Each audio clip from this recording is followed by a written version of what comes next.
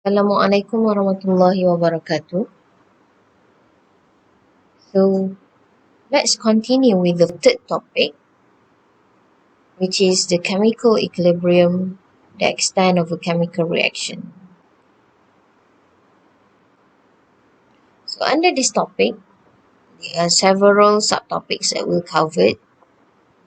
Basically, it is divided to three parts.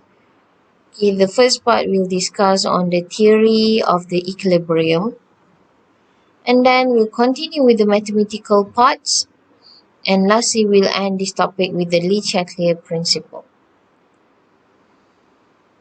What is equilibrium? All reaction, according to our textbook Silberberg, they are reversible. So if the reaction are reversible, under a certain condition and given enough time, all system will reach a state that we call it as the equilibrium.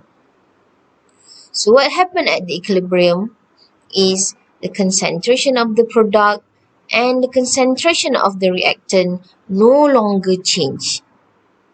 Because at this time, the rate of the forward reaction is equal to the rate of the reverse reaction.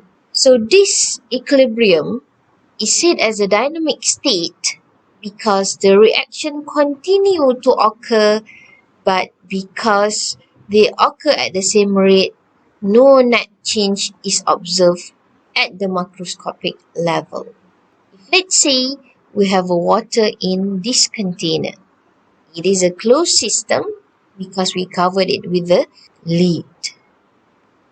So we know that when the liquid particles of the H2O gain enough energy, then they will vaporize and turns to H2O gas. When more H2O gas is produced, the collision occurs between H2O molecules in a gaseous state, then they will return back and undergo condensation, become H2O liquid. So this process, evaporation and also condensation, continuously happen until they will reach a point when the rate of the vaporization from liquid to gas is equal to the rate of the condensation. Forward is equal to the backward or reverse. Then we said that the system is at equilibrium. So there are 2 points that we have to remember when the system at the equilibrium. The first one is rate of forward is equal to the rate of reverse reaction. Second, when the system is at equilibrium, concentration of the reactant and also product are constant.